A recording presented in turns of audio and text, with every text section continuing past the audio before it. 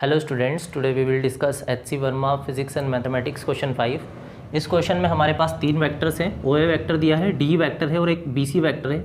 हमें इन तीनों वेक्टर्स का रिजल्टेंट निकालना है और रिजल्टेंट का मैग्नीट्यूड बताना है, हमें रिजल्टेंट का एक्स और वाई कंपोनेंट बताना है और तीनों का जो रिजल्टेंट निकलेगा उस रिजल्टेंट का हमें एंगल बताना है विद द एक्स एक्सिस। तो पहले हम इन तीनों वेक्टर्स के एक्स और वाई कंपोनेंट निकालने वाले हैं। तो स्टार्ट करें हम।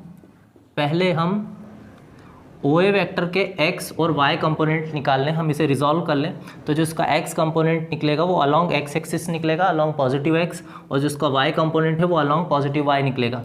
और ये जो हमारा एक्स कंपोनेंट है, क्योंकि इसके साथ हमारा थीटा बन रहा है तो ये हमारा कॉस कंपोनेंट होगा, या यूँ बोले हॉरिजॉन्टल कंपोनेंट, और ये वाला हो जाएगा हमारा वर्टिकल कंपोनेंट। तो पहले हम इसका हॉरिजॉन्टल कंपोनेंट या एक्स कंपोनेंट ले लें।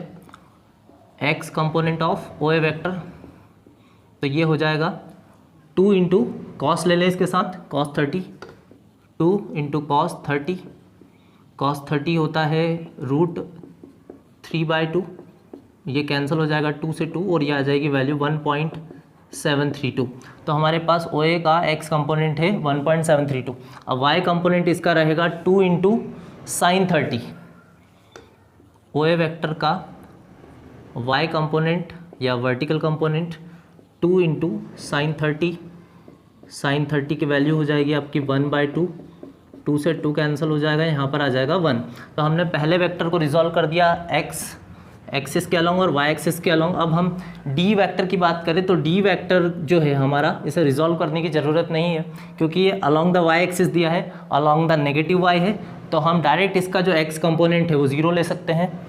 तो डी वेक्टर का जो आपका एक्स कंपोनेंट होगा वो 0 हो जाएगा क्योंकि एक्स के अलावा इसका कोई मैग्नीट्यूड नहीं है। अब हम बात करें डी का वाई कंपोनेंट ले लें। तो डी वेक्टर का वाई कंपोनेंट, अब क्योंकि ये नेगेटिव वाई की तरफ बन रहा है तो जो इसका मैग्नीट्यूड है वो आपको लेना होगा नेगेटिव, या यूँ बोले -1। तो ये -1 हो जाएगा डी वेक्टर के लिए वाई कंपोनेंट। अब आ जाते हैं बी सी वेक्टर के लिए। तो बी सी वेक्टर के लिए हम इसे रिजॉल्व करें तो ये रिजॉल्व ऐसा होगा, ये हमारा एक्स कंपोनेंट होगा और ये हमारा वाई कंपोनेंट होगा। तो एक्स कंपोनेंट हमारा इस तरफ बनेगा नेगेटिव एक्स की तरफ, और वाई कंपोनेंट ऊपर की तरफ बनने वाला है ये वाला, ये इसका वाई कंपोनेंट रहेगा। तो हम ले लें 1.5 इंटू cos 60। और यहाँ पर एक बात आपको ध्यान रखनी है कि बी सी वेक्टर का जब आप एक्स कंपोनेंट लेंगे तो हमें पॉजिटिव एक्स से एंगल चाहिए था, लेकिन हमें नेगेटिव एक्स से एंगल दिया है तो हम नेगेटिव साइन लेंगे क्योंकि हमारा जो एंगल है वो नेगेटिव एक्स से बन रहा है। तो हम पहले तो यहाँ पर लगा रहे माइनस, ये हो जाएगा 1.5 इंटू cos 60, 1.5 इंटू cos 60, ये हो जाएगा -1.5, cos 60 होता है 1/2, ये हो जाएगा -0.75, -0.75। अब हम बी सी का y कंपोनेंट ले लें। तो y कंपोनेंट या वर्टिकल कंपोनेंट हो जाएगा पॉजिटिव y की तरफ है, तो साइन आपका प्लस का ही रहेगा।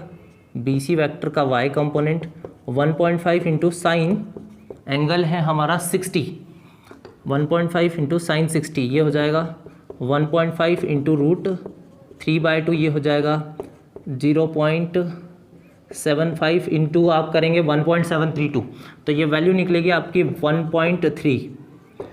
तो अब हमारे पास x और y कंपोनेंट निकल गए हैं तीनों वेक्टर्स के लिए। अब हम रिजल्टेंट वेक्टर का x कंपोनेंट निकालने वाले हैं। फिर से मैं रिपीट कर देता हूँ एक बार, हम रिजल्टेंट वेक्टर का x कंपोनेंट निकालने वाले हैं rx।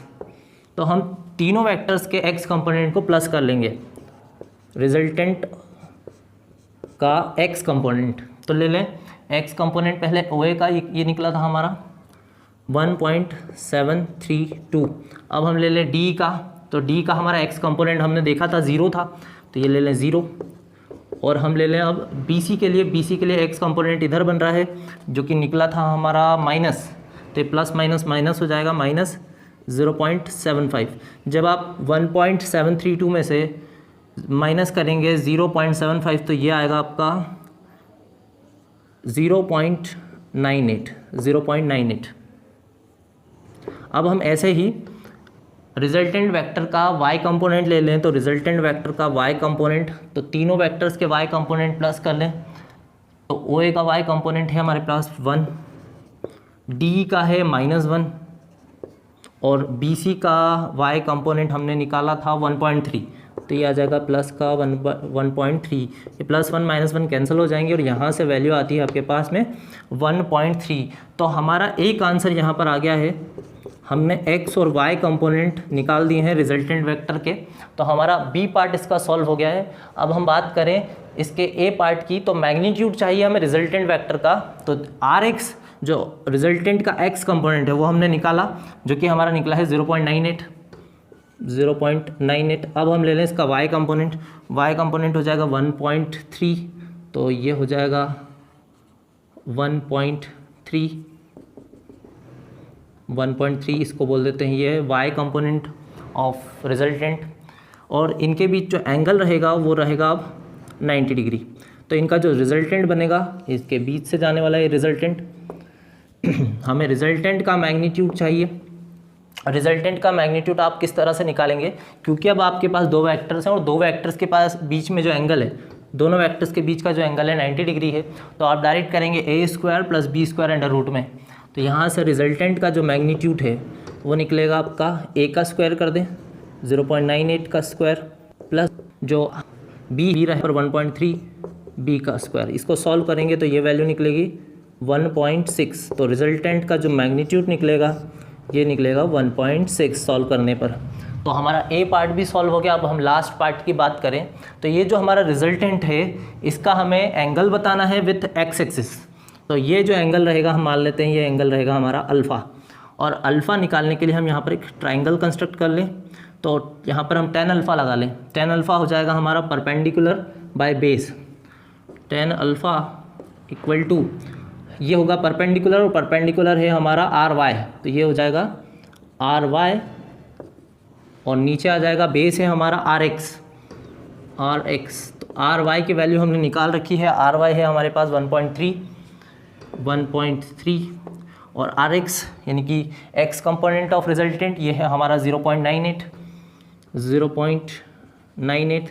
तो इसको डिवाइड देने के बाद वैल्यू मिलती है हमें 1.32। तो यहाँ से अगर हम अल्फ़ा निकालें तो अल्फ़ा निकलेगा tan उधर जाके हो जाएगा tan इनवर्स 1.32।